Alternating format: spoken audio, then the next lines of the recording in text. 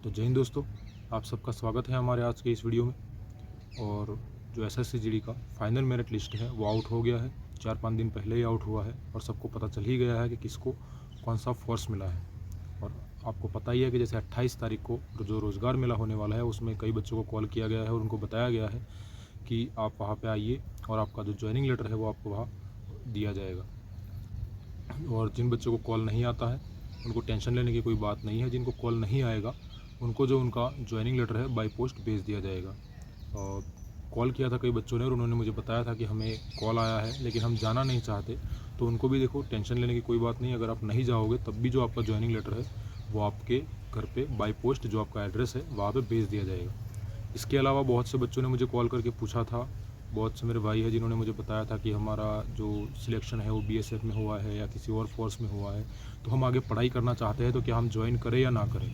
तो देखिए, आप पढ़ाई कर रहे हैं ये बहुत अच्छी बात है, लेकिन अगर आपको बीएसएफ मिला हो, सीआईएसएफ मिला हो या कोई भी फोर्स मिला हो, अगर आप चाहते हैं ज्वाइन करना तो आप ज्वाइन कर लीजिए। देखिए, अगर आप किसी और चीज़ की पढ़ाई कर रहे हैं, आप सोचते हैं कि मैं कोई और एग्ज़ाम दे दूंगा और एग्ज़ाम दे के पास कर लूँगा, अगर आपको लगता है कि नहीं आप पास हो ही जाओगे तो आप ज्वाइन मत कीजिए, कोई बड़ी बात नहीं है। लेकिन अगर आप एग्ज़ाम दिए नहीं हो, अभी एग्ज़ाम आने वाला है और आप सोचते हो कि नहीं मैं अभी ज्वाइन नहीं करूँगा, मैं इसका तैयारी करूँगा और बाद में ज्वाइन कर लूँगा, तो देखिए ये ज़रूरी नहीं है।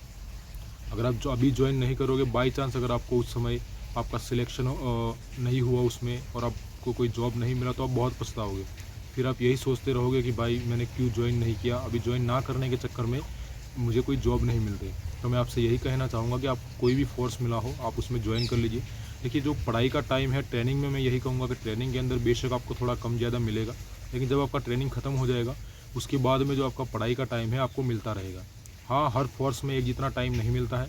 कई सारी ऐसी फोर्सेस है जिसमें ज़्यादा भी टाइम मिलेगा, कई सारी ऐसी फोर्सेस भी है जिसमें आपको थोड़ा कम टाइम मिलेगा। लेकिन मैं यही कहूँगा कि आपको कोई भी फोर्स मिला हो आप उसमें सबसे पहले ज्वाइन कर लीजिए। आप एक बार ज्वाइन कर लीजिए। आपको अगर एक बार जॉब मिल गया तो आपकी जो लाइफ है वो सिक्योर हो जाएगी। आपको टेंशन नहीं रहेगा कि मुझे जॉब ढूंढनी है। आपके पास एक जॉब रहेगी, उसके बाद आप रिस्क ले सकते हो, आप कोई भी एग्ज़ाम की तैयारी कर सकते हो और आराम से आप उस एग्ज़ाम को दे सकते हो। आपको किसी भी फोर्स में एनओसी मिल जाएगा अगर आप हायर रैंक की तैयारी करते हो।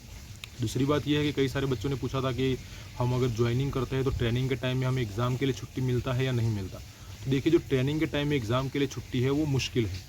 मैं ये नहीं कहता कि आपको बिल्कुल नहीं मिलेगी, मिलेगी। आपके जो यूनिट में आप जहाँ पे आप ट्रेनिंग सेंटर में जाओगे वहाँ के जो कमांडर होंगे उनके ऊपर है कि आपको छुट्टी देते हैं नहीं देते हैं।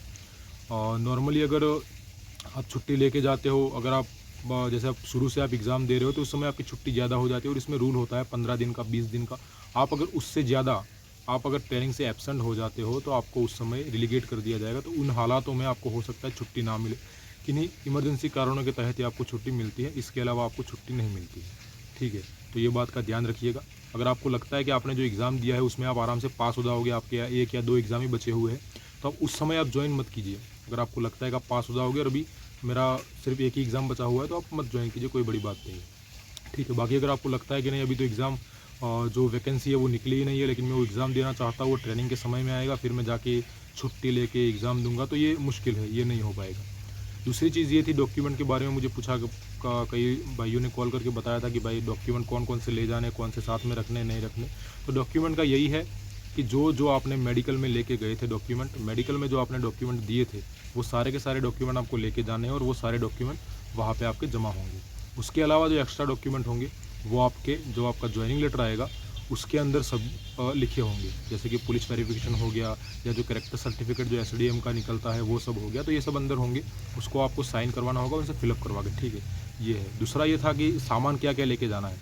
तो सामान का देखिए, आप इतना टेंशन मत लीजिए, सामान कोई ज़्यादा लेके नहीं जाना है आपको नॉर्मली रात को अगर आप सोने के लिए जो सामान चाहिए वो, और दिन में आपको जो यूजिंग के लिए चाहिए, जो कपड़े वगैरह हो गया, ये सब सामान लेके जाना है। कोई एक्स्ट्रा नहीं लेना। जो आपको 24 घंटों में जिन जिन चीज़ों की आपको ज़रूरत पड़ती है वो सारा सामान लेके जाना है, एक्स्ट्रा ले जाने की कोई ज़रूरत नहीं है।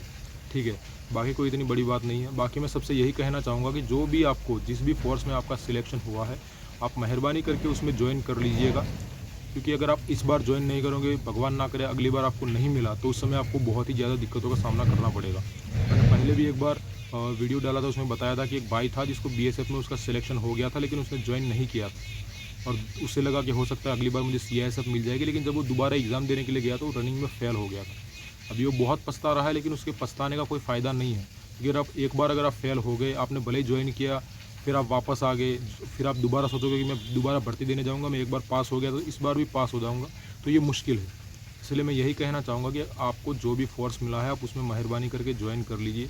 आपकी अगर लाइफ़ में एक जॉब होगी तो आप आगे कोई भी रिस्क ले सकते हो, आपको कोई टेंशन नहीं रहेगा कि क्या करना है, क्या नहीं करना है। क्योंकि सबसे बड़ी चीज़ है सरकारी नौकरी। अगर सरकारी नौकरी है आपके पास में तो कोई बड़ी बात नहीं है। क्योंकि नॉर्मली जो एसएससी जीडी का एग्ज़ाम देने वाले हैं, अगर 100 बंदे दे रहे हो उसमें से 80 से 90% बंदे ऐसे होंगे जिनका जो बैकग्राउंड है वो ठीक नहीं होगा। गरीब होंगे, कई ऐसे बच्चे होंगे जो मज़दूरी करने वाले जिनके माता-पिता होंगे।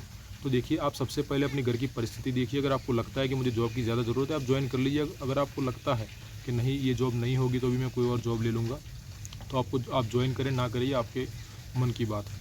बाकी कई बच्चे पूछ रहे थे कि बीएसएफ की नौकरी हार्ड है ये, तो देखिए बीएसएफ की नौकरी इतनी भी हार्ड नहीं है जितना सब बोलते हैं, ठीक है। मैं खुद बता रहा हूँ कि हार्ड है, मैं ये नहीं बोलता कि बिल्कुल नॉर्मल है, लेकिन हर जगह पे एक जैसी नौकरी नहीं है। कई जगह पे हार्ड है तो कई जगह पे नॉर्मल भी है। बस बीएसएफ में ये है कि अगर आप सोचो कि मैं जब तक नौकरी करूँगा तब तक फैमिली के साथ रहूँगा, तो ये थोड़ा सा मुश्किल है, ठीक है। क्योंकि हर नौकरी में कई फ़ायदे हैं तो कई नुकसान भी है। जैसे बीएसएफ है तो वहाँ पे अगर आप बीएसएफ में रहोगे तो पेमेंट दूसरी जो सीआरपीएफ के बाद में सबसे ज़्यादा शायद पेमेंट बीएसएफ को ही मिलती है, क्योंकि अलाउंसेस वहाँ पे ज़्यादा रहते हैं। और आपका नॉर्मली जो खर्चा है, आप बॉर्डर पे रहोगे तो खर्चा कम होगा, तो पेमेंट भी आपका नॉर्मली आपको यही लगेगा कि ज़्यादा आ रहा है, ठीक है। बाकी मैं सबसे यही कहना चाहूँगा कि जो आपको पोस्ट मिली है, जो भी आपको फोर्स मिली है, आप उसमें ज्वाइन कर लीजिए। अगर आपको लगता है कि नहीं मुझे दूसरा जॉब मिल सकता है तो उन हालात में आप ज्वाइन नहीं करो, कोई बड़ी बात नहीं है। बाकी अगर आपको कोई भी दिक्कत है तो मैंने मोबाइल नंबर दिया हुआ है, आप मेरे मोबाइल नंबर पे आप मुझे कांटेक्ट कर सकते हैं। मेरे इंस्टाग्राम आईडी पे आप मुझे कांटेक्ट कर सकते हैं, जो भी है सब मैं डिस्क्रिप्शन में दे दूँगा, तो आप उससे वहाँ पे मुझे कांटेक्ट कर सकते हैं। और अगर आप चाहते हैं किसी और टॉपिक के ऊपर अगर मैं वीडियो बनाऊँ तो आप मुझे मैसेज या कॉल करके बताएं, मैं ज़रूर आपको उस टॉपिक के ऊपर वीडियो बना के देने की कोशिश करूँगा। तो यहाँ तक बने रहने के लिए थैंक यू। जय हिंद,